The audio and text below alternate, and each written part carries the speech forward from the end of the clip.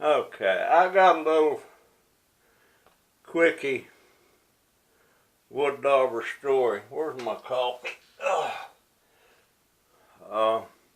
Well, I don't know if it's a story. Might be just a piece of information. I'm 77. When I was a young boy, you know, or a young man, I always thought that, that's hot. I always thought that when you get old, and I don't really know what old is. I used to think 40 was old, and 50 was old, but the older I got, the higher up that went. Now I think 100's old. But when I was a young man, I always thought that when you got old, you kind of lost interest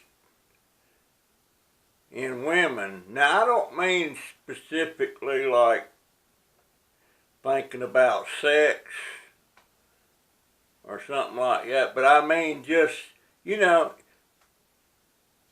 most men are attracted to women, and women are attracted to men, and there again, most women.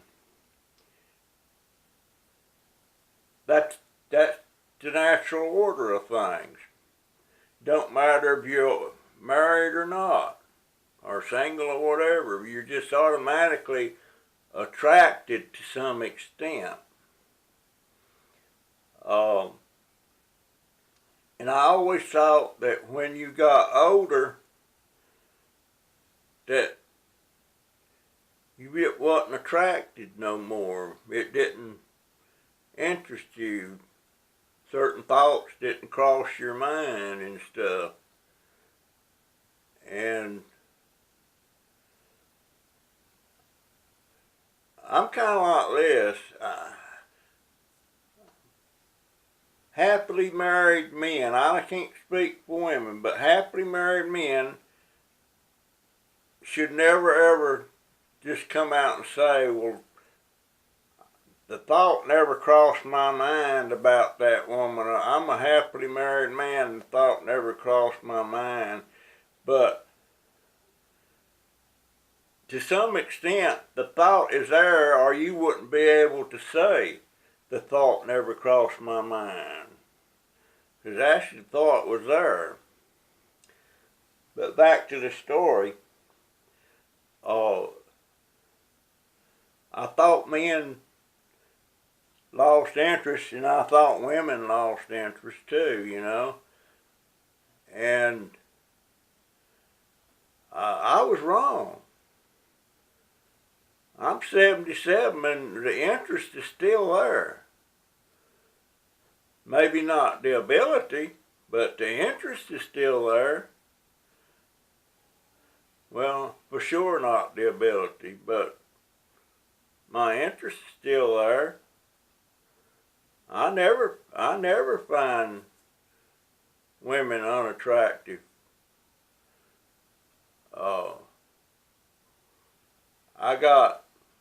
Matter of fact, I know a man older than me, and he's still pretty active with his wife.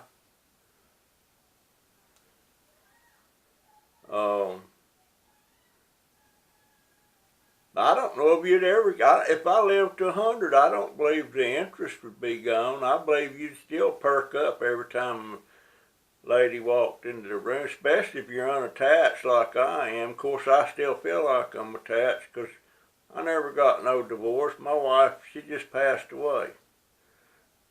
We're still married. But the interest is still there. And boy, she used to give me the devil about, we'd be driving around somewhere in town or something, and some young woman or attractive woman would walk by, and if I glanced over, maybe I'm just looking over to see what kind of purse she's carrying or something, I like that. And my wife said, "You like that, huh?" Baby, I was just looking, you know. I look at everybody that passes by, or I notice them. I'm not specifically looking at them. I even notice men walking by, you know. But she used to get on to me about that. You like that, huh? And so I had to train myself when a woman went by not to go like this. I had to go like this. I don't know if you can see my eyes or not, but I look over there. I didn't turn my head if my wife was in the car. Now, if my wife wasn't in the car, I didn't pay it no mind. But I had to train myself to look. I trained myself early on to look, not go like that or that. It's human nature, right? Right? So if I make it to my goal of at least, let's see, I said I needed, my goal was at least 88, 89, 90, somewhere in there. And maybe I can come back then and say whether it still interests me, and I expect that answer's going to be yeah. Why wouldn't they? Why wouldn't there be an interest? I mean, your batteries is dead maybe, but your brain ain't. It's still running in there. So anyway, that's my crazy, don't mount a hill of beans much thought for today. The interest is there. And I hope it'll always be there. I think when the interest for me is not there, you'll find me in the ground somewhere or in a jar or something, you know. But yeah, the interest for me is there. Now this old woman that was a real good friend of my wife before she passed away, her name was Margaret. She's passed away now too, by the way. And she was my mother's age, and my mother was 16 years older than me. So that can tell you how much older that woman was than me. And she was chasing me, you know, boy, I'm telling you, I mean, I loved her. I just loved her to death, but I just wasn't romantically inclined, you know. And one day in church, when we got up, stood around and shaking hands and everything, she come up in front of me. She little old short thing. She got on her tiptoes, come up there and planted a kiss on me, on my lips. And everybody standing around looking, and she turned around and she just give this smile. She just smiled like, he is mine. And I didn't know what to think. I knew she was after me. And she kept on. Till Russell said, my wife's name was Sue. She said, Russell, Sue was not mine. She was like, me and her was good friends. You know, but I just wasn't, I mean, the natural attraction was there, but like, romance, no. It just wasn't there. I did a lot of things for her and stuff. I rebuilt her deck for her before she passed away and stuff like that. She was a sweet old lady, but she was my mama's age, and she had my mama's name, and that was deal breakers right there, are part of the deal breakers. But she's a sweet old lady, and I feel bad now she's passed away. Maybe I should have, but it just ain't in me to fake feelings for somebody if they're not there. Matter of fact, my problem is just the opposite. I tend to show. I tend to have what is it? Not feeling. I'm not talking about sex now. I'm talking about I tend to. If I like you, I really like you, and I think I try to impose my life and me into your life when actually we're friends, but that's all it is, and I just want to be closer friends, you know. I tend to like people. Well, I do like people. I can honestly say now, I never meet anybody I don't like until they do something wrong to me.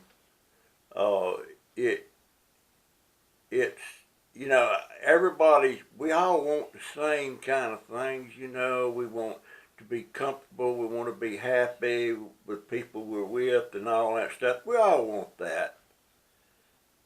But me, I just see the good. I see somebody that's really unsightly. I'm not going to say ugly, because I don't think such thing as ugly. I think it's things that you might not like it, but it don't mean it's ugly.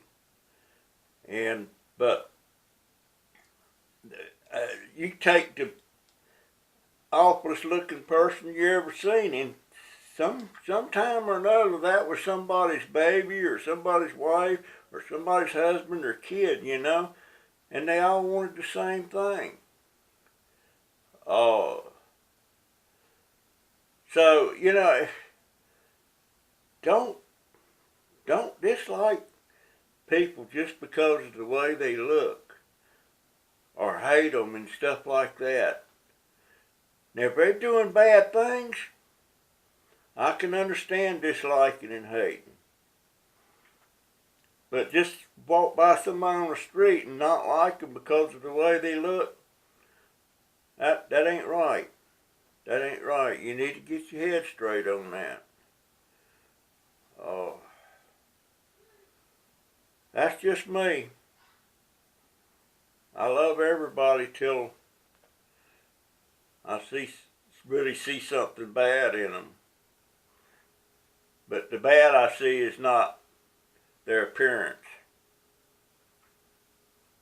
The bad is their actions or doing bad things to other people and stuff like that. Anyway, again, that's my story for today. Have me another sip of coffee. And I hope I didn't forget to turn this darn thing on record. Yeah, I did. It's blinking. I'm getting bad about that. I don't like this camera because of that. Sometimes it has a habit of turning on and it doesn't signal me that it's turned off. Same thing on the microphone on that thing. Just because you got it plugged into the camera don't mean it's going to record if you ain't got that little switch fixed on too. So, I don't like it. I like my little cheapie.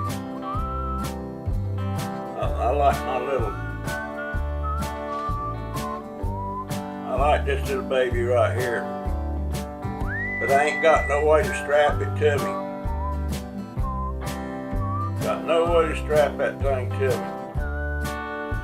But I can carry this around, nobody will notice if I'm holding it just right. You take this other camera, you can't go anywhere without somebody noticing that. And most of the time they don't want you filming in them stores. I gotta get out of here. What am I getting on that for? Gee whiz. Alright. I'm done. I guess you can tell I like to run my mouth. If I disappear, I'm done. back again. Yes, I disappeared. I'll disappear again.